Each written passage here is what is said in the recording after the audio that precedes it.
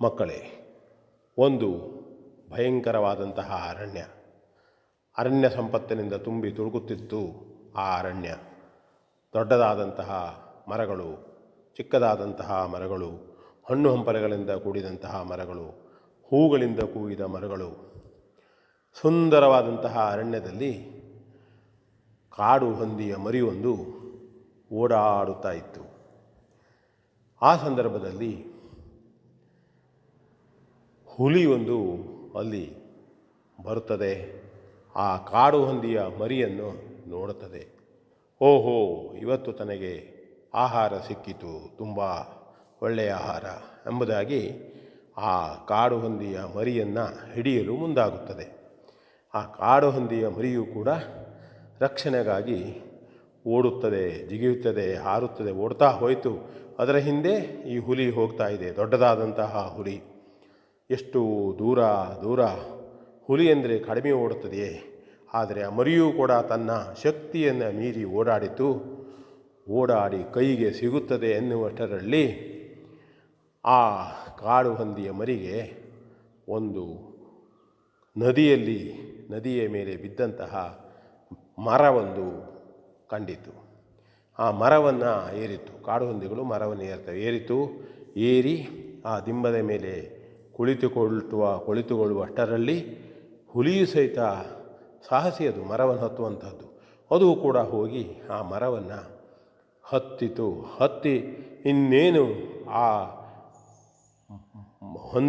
ಮರಿಯನ್ನು ಹಿಡಿಯಬೇಕು ಎನ್ನುವಷ್ಟರಲ್ಲಿ ಆ ಹಂದಿಯ ಮರಿ ಇದ್ದಂತಹ ಮರದ ಭಾಗ ಅದು ಬಿದ್ದು ಭಾಳ ದಿವಸ ಆಗಿತ್ತು.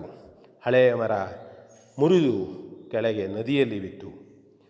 ನದಿಯಲ್ಲಿ ಬಿದ್ದು ಕೂಡಲೇ ಆ ಹಂದಿಯು ಕೂಡ ಬಿತ್ತಲ್ಲ, ಅದು ಆ ಮರದ ಮೇಲೆ ಕುಳಿತುಕೊಂಡು ಸಾಗತೊಡಗಿತು. ನೀರಿನ ರಭಸದಲ್ಲಿ ನೀರಿನೊಂದಿಗೆ ಹೋಗತೊಡಗಿತು.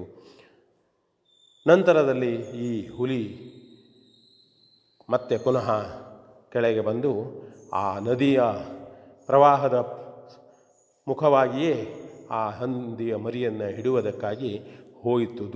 ಜೋರಾಗಿ ಓಡುತ್ತಾ ಹೋಗತೊಡಗಿತು.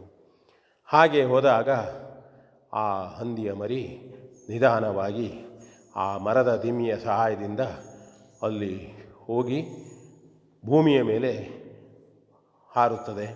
ಓಡತೊಡಗುವಷ್ಟರಲ್ಲಿ ಅಲ್ಲಿಯೂ ಕೂಡ ಈ ಹುಲಿ ಹೋಗಿ ನಿಂತುಕೊಳ್ಳುತ್ತದೆ. ತಿನ್ನಬೇಕು ಮಾಡುವಷ್ಟರಲ್ಲಿ ಆ ಕಾಡು ಹಂದಿಯ ತಾಯಿ, ತಂದೆ, 4-6 ಹಂದಿಗಳನ್ನು ಕಂಡು ಹುಲಿ ಹೆದರುತ್ತದೆ.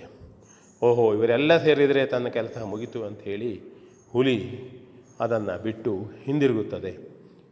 ಇದು ಒಂದು ಕತೆ.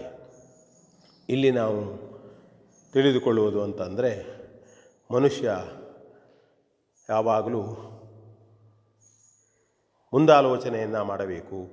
ತಾನು ಬದುಕುತ್ತೇನೆ, ತಾನು ಗೆಲ್ಲುತ್ತೇನೆ, ತಾನು ಸಾಹಸ ಮಾಡುತ್ತೇನೆ, ಒಳ್ಳೆಯ ಉದ್ದೇಶಕ್ಕಾಗಿ, ಜೀವನದ ಒಳ್ಳೆಯ ಉದ್ದೇಶಕ್ಕಾಗಿ ನಾನು ಕಾರ್ಯಪ್ರವೃತ್ತನಾಗುತ್ತೇನೆ ಎನ್ನುವಂತಹ ಧೈರ್ಯ ಇರಬೇಕು.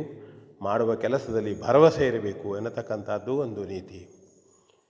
ಆ ಹಂದಿಯ ಮರಿ ಹುಲಿಗೆ ತನ್ನಿಂತಾನೇ ಸಿಗುವಂಥದ್ದು. ಅಷ್ಟರಲ್ಲಿ ಅದಕ್ಕೆ ಅದೃಷ್ಟವಶಾತ್ ಆ ಮರದ ದಿಮ್ಮಿ ಸಿಗ್ತದೆ. ಮರದ ದಿಮ್ಮಿಯ ಮೇಲೆ ಹುಲಿ ಹೋಗಿ ಹಿಡಿಯುವಷ್ಟರಲ್ಲಿ ಮರದ ದಿಮ್ಮಿ ನೋಡಿ ಮುರಿದು ಬಿಡುತ್ತದೆ. ಮುರಿದು ಬಿದ್ದು ಆ ಹಂದಿಯ ಮರಿಗೆ ನದಿಯಲ್ಲಿ ಹತ್ತಿ ಹೋಗುವುದಕ್ಕೆ ಅವಕಾಶವಾಗ್ತದೆ. ಅಲ್ಲಿ ಭೂಮಿಯ ಮೇಲೆ ಹೋಗುವಷ್ಟರಲ್ಲಿ ಅದರ ತಂದೆ ತಾಯಿಗಳು ಸಿಕ್ಕಿಬಿಡ್ತಾರೆ.